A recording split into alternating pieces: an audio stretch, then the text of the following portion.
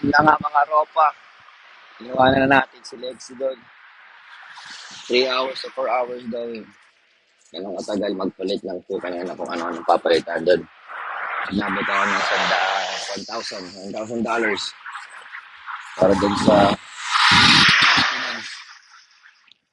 Buti na yung magbayad na ngayon kaysa masira siya at lumala. Kung ano man. But anyway, mamimigay tayo ng ₱500. Pipili ako ng subscriber. Lagay nyo lang yung pangalan at saka Gcash number nyo sa comment. Pili ako ng dalawang mananalo ng ₱500. Ha? I-comment nyo lang yung pangalan nyo at saka yung Gcash number nyo. Pag napili ko, kayo ang nagwagi.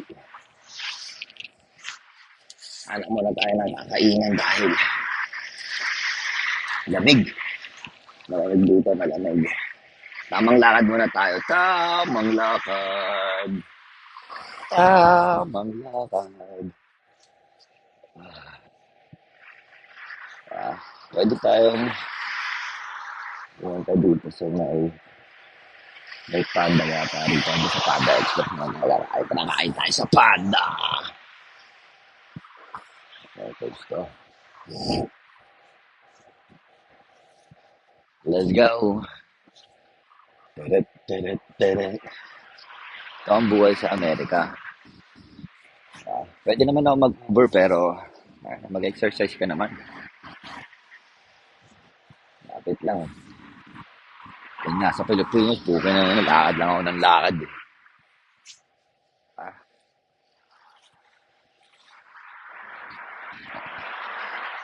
nakakalimutan, mag-comment ang Gcash number. Tsaka pangalan nyo, pipiliin ko yung dalawang mananalo ng ₱500.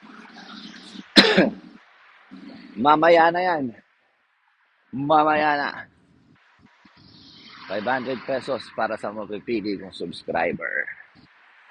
Diyan sa Pilipinas.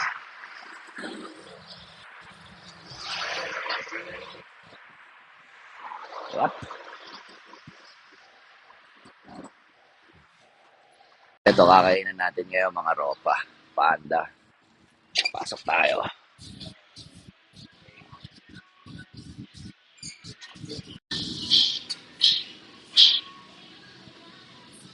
Can I have 2 plates? Can I have your bacon beef, all fried rice, and um, this is Angus? Yeah, Angus steak. All right.